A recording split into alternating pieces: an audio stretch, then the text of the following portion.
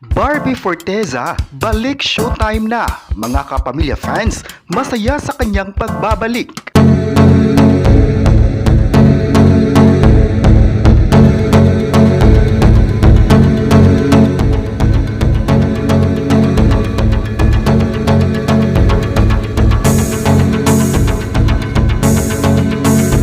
Trending ang pagbabalik ng kapuso actress Barbie Forteza sa longest running noon time program ng ABS-CBN na It's Showtime. Sa noon time program, naging hurado siya sa Magpasikat 2023. Maalalang unang napanood si Barbie Forteza sa buwan ng July dahil sa pagsisimula na ipinalabas ang It's Showtime sa GTV. Masaya si Barbie Forteza sa suporta ng tao sa kanya. Ayon pa ni Barbie Forteza noon, masaya siya na naging part ng sikat at trending na noon time program. Ayon pa ng netizens, isa si Barbie Forteza sa mga kapuso stars na bagay sa programa. Maraming netizens ang nagsabing sana magiging regular host siya at marami sanang mapapasayang kapamilya. Nitong Magpasikat 2023 ng It's Showtime, halatang masaya ang kapuso star na nakabalik ulit sa noon time show. Kasama pa niya ang mga kilalang personalidad sa mundo ng entertainment industry, isang karangalan na makasama ang mga kilalang tao sa mundo ng showbiz.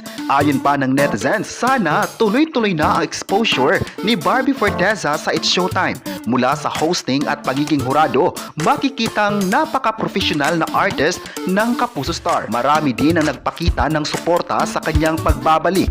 Dahil dito, trending sa mundo ng showbiz ang hashtag Barbie Forteza. Pinainit nito ang social media platforms at halatang gusto ng mga netizens ang kapuso star. Ngayong November 7, 2023, sana patuloy pa rin siyang mapapanood bilang hurado sa Magpasikat 2023. May netizen pa ang nagsabing kapag ang mga kapuso stars ay makakapunta sa bakuran ng ABS-CBN, iba ang dating at napaka-professional. Sunod-sunod ang exposures ng mga artist ng GMA sa It's Showtime dahil sa kolaborasyon ng dalawang bigating network ngayong taon.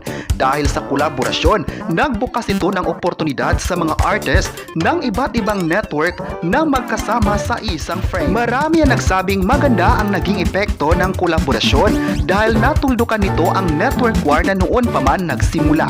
Ayon pa ng netizens, marami silang nagustuhan sa pagsasama at nagpapasalamat sa dalawang network dahil sa pagkakataon na ito. Abang-abang na lang mga kapamilya sa susunod na exposures ni Barbie Forteza. Kayo, ano ang masabi nyo na trending si Barbie Forteza sa It's Showtime?